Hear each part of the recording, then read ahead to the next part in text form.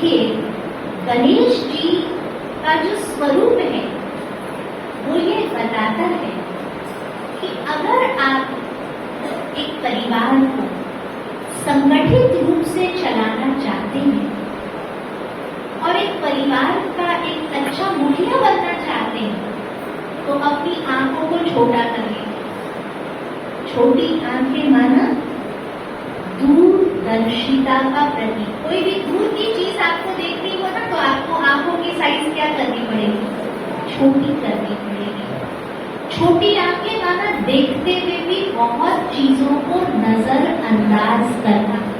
अगर आप एक परिवार का सफल मुखिया बनना चाहते हैं या एक संगठन में स्ट्रॉन्ग लीडर बनना चाहते हैं तो बहुत चीजों को देखते हुए भी क्या करना होगा?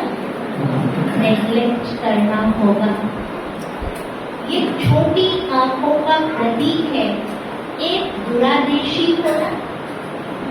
कोई भी आप बोलते हैं या कर्म करते हैं या डिसीजन लेते हैं तो दुरादेशी होकर डिसीजन लीजिए। ये नहीं सोचिए अभी तुरंत इसका इम्पैक्ट क्या होने वाला है, नहीं।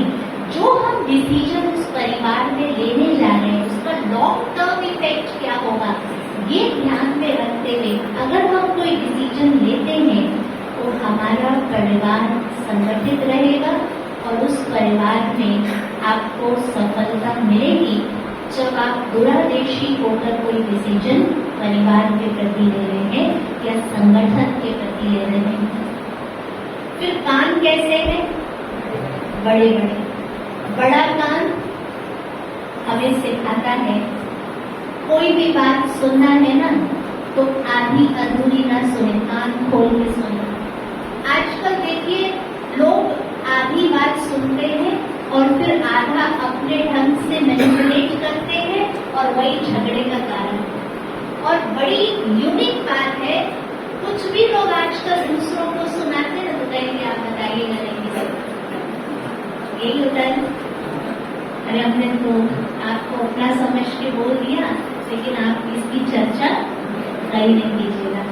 अब आप सभी अनुभवी हैं कि जिसको आप ये कहते हैं कि आप किसी को नहीं बोलिएगा उसका भी तो कोई बहुत करीबी होगा जिसको बिना सुनाए उसके भी पेट का अन्न नहीं पचता होगा और वो भी उसको क्या एक हिदायत देता है। अब मैंने आपको सुना दिया, उसने ऐसा कहा था लेकिन आप अब इस बात को आगे किसी को करते हैं और होता क्या है? रिजल्ट क्या होता है? वो बातें मूव करते हुए उस व्यक्ति तक पहुंच ही जाती है जिस व्यक्ति को हम नहीं बताना चाह रहे थे या उससे हम छिपाने की कोशिश कर रहे थे। और जब उसके पास बात पहुंचती है तो बातों का स्वरूप भी क्या होता है?